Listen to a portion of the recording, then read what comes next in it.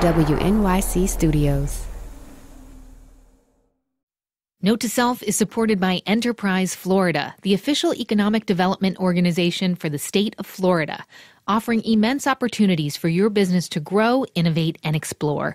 Curious about what Florida could do for your business? Learn more at www.floridathefutureishere.com. Note to Self is supported by nonprofit Mozilla, dedicated to an internet that works for all the people. Mozilla is a proud supporter of Note to Self's privacy paradox and the fascinating look at technology, humanity, and the sometimes gray matters in between. Mozilla.org.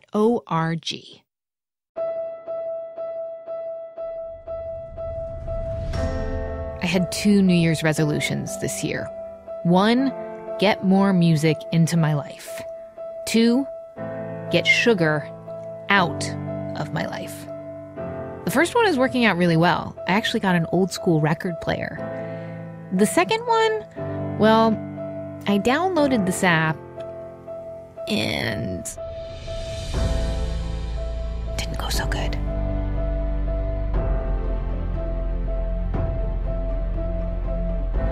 It's Note to Self, the tech show about being human. I'm Manoush Zomorodi, and this week, how we control ourselves and our bodies, and what technology is promising to do to help us.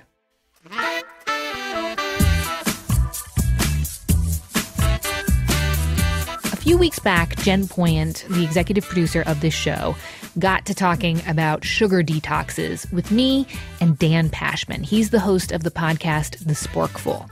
All right, you guys ready for this? Yeah, very ready. All right. So Dan sits really near us at WNYC Studios, and he is the colleague you want to have. He's always bringing in delicious things to taste, and he has a big selection of condiments that he doesn't mind you borrowing. I made a show with Dan last year, actually, and he is, if you remember that one, he's a complete force of nature.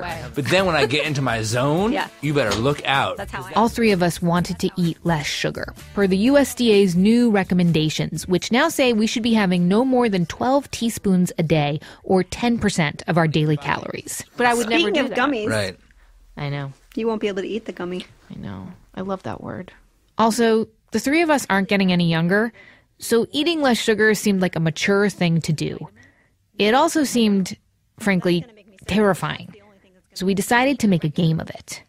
Dan and I would use apps to help us quit.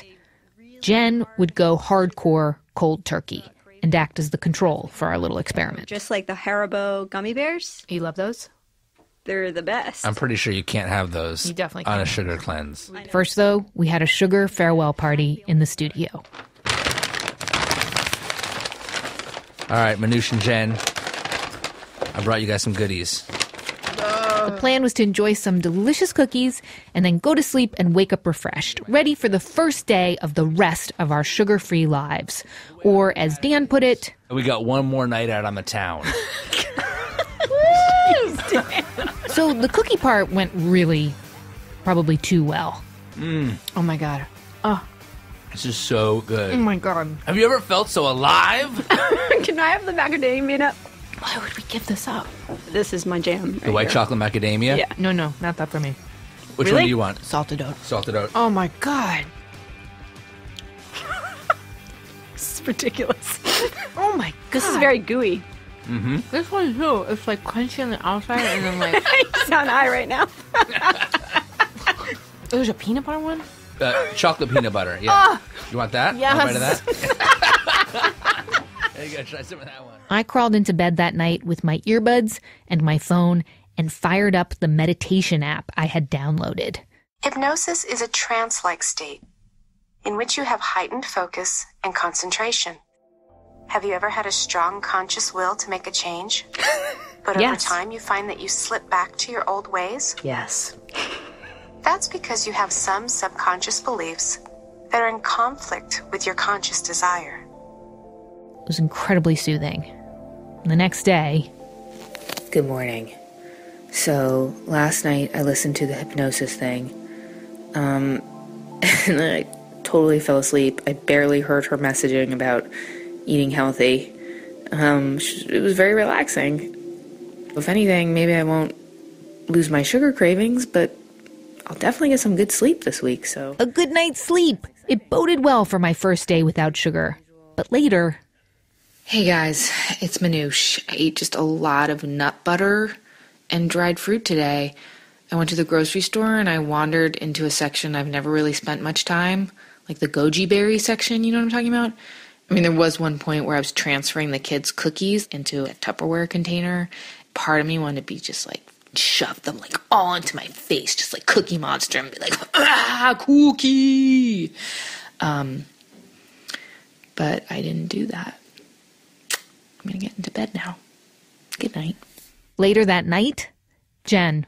No technical support, just sheer willpower. Hey guys, it's 3:30 in the morning. I don't know exactly why I'm awake, so I thought I'd tell you guys how I'm doing. First full day, no sugar, not adding sugar to my coffee this morning. On the way to divorce mediation was a little annoying, but got through that craving. Being a mom, there's just sugar everywhere. I've got a birthday party for a kid tomorrow where I know there's going to be both wine, tequila, and birthday cake. I'm not using any apps or anything to help me, but I'm pretty aware of what's triggering my cravings.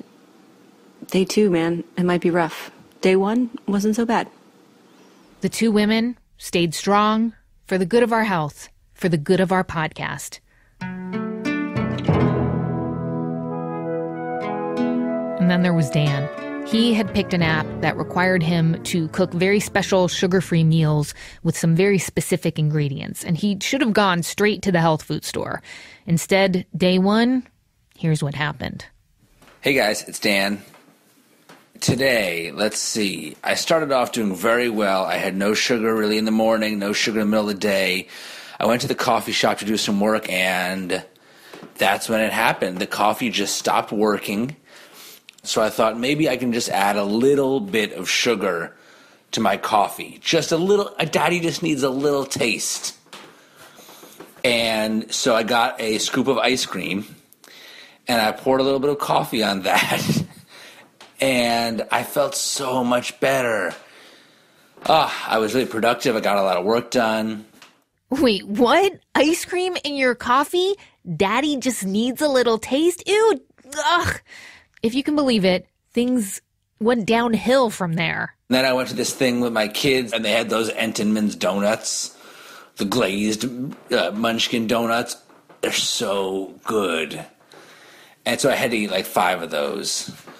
And what I'm telling you then, Manoush, is that I failed. After hearing that message from Dan, you can just imagine what happened next for me and Jen. Jen dumped like 7 packets of sugar into her coffee on the way to divorce mediation, and I sprinkled goji berries on a hot fudge sundae. Our sugar-free experiment was a complete and total bust.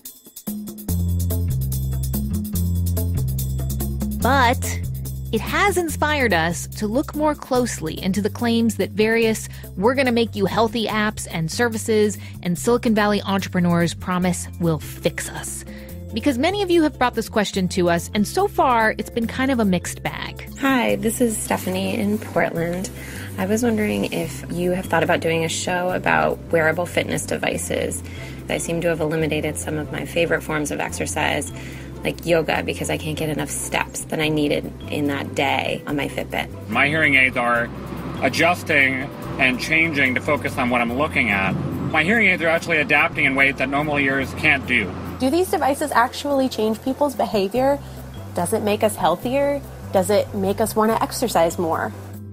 We are going to go look for answers to questions like these, but we also want to include more of your thoughts and stories. So tell us about your experience collecting data on your health. Has your employer asked you to wear a Fitbit? Did you lose a ton of weight calculating calories, or did you just lose your mind? What apps or gadgets have you tried? What worked and what didn't? We'll use your stories about your trackers and apps and hacks for an upcoming show we're working on about quantified selves and biohacking and bulletproof coffee. If you don't know what that is, you will soon. Email us a voice memo at note-to-self@wnyc.org, or drop us a line there too if you want. That's it from us this week. Phew, we are still recovering from our infomagical mayhem. Thanks again for doing that amazing experiment with us. Tens of thousands of you. You can still do it, by the way, at wnyc.org/infomagical. It's never too late to deal with your information overload. The Note to Self team is Jen Poyant, Ariana Tobin, Amy Eason, and Joe Plord. Note to Self is a production of WNYC Studios. I'm Manoush Zomorodi. You know what I really want right now? Like, I want you guys... No, I want you guys to, like, go away so I can just sit, like, with it and, like, commune. Yeah, this is a judgment-free zone, Manoush. Man, that is good. What, is this, again, white chocolate? So good. Wait, I think you gave me peanut butter, man. Did I? Ooh, No. that's for me. No, that's salted out. Is it salty? It tastes like peanut butter. It might have been touching the peanut butter one. Note to Self is supported by Mozilla, the technology nonprofit that believes every person should be in control of their own privacy on the internet. Mozilla uses and promotes plain language policies that give people straight talk about their online privacy rights. And Mozilla builds privacy into its own products. Their Firefox browser features a forget button and private browsing with tracking protection. And the new iOS browser, Firefox Focus, is set up for maximum privacy by default. For more, visit mozilla.org/privacy.